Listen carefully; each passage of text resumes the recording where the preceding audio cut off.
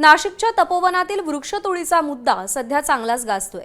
कुंभमेळ्यासाठी देशभरातून आलेल्या साधूंच्या निवासाची व्यवस्था करण्यासाठी तपोवनातील 54 एकर जागेवर वृक्षतोड करण्यासंदर्भात महापालिकेने झाडांवर फुल्या मारल्या।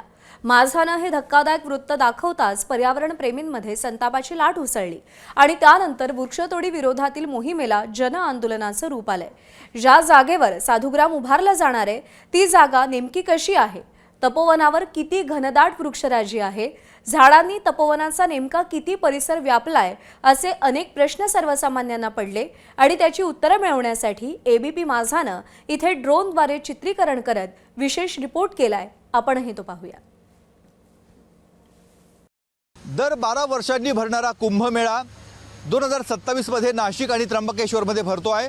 मात्र सुरुवातीपासूनच नाशिकमध्ये भरणारा कुंभमेळा हा वादाचा कुंभमेळा ठरलेला आहे आणि आता वाद निर्माण झालेला आहे तो साधुग्रामच्या जागेवरून।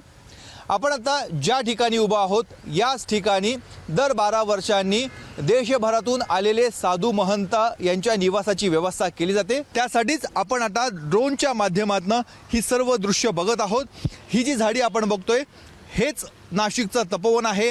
इथेच साधुग्राम उभारलं जातं आणि याच जागेवरनं वाद आहे। नाशिक महानगरपालिकेने जी गणना केली आहे त्या गणनेनुसार 1825 झाडं आहेत आणि ह्या सर्व झाडांवर पिवळ्या रंगाची फुली मारण्यात आलेली आहे आणि ही झाडं तोडली जातील असा संशय पर्यावरण प्रेमींना आला। यावर हरकती मागवण्यात आल्या, सुनावणी देखील झाली, मात्र त्या सुनावणीमध्ये कुठलाही निष्कर्ष निघालेला नाहीये। त्यामुळे दिवसेंदिवस आंदोलन अधिकाधिक चिघळत चाललेलं आहे।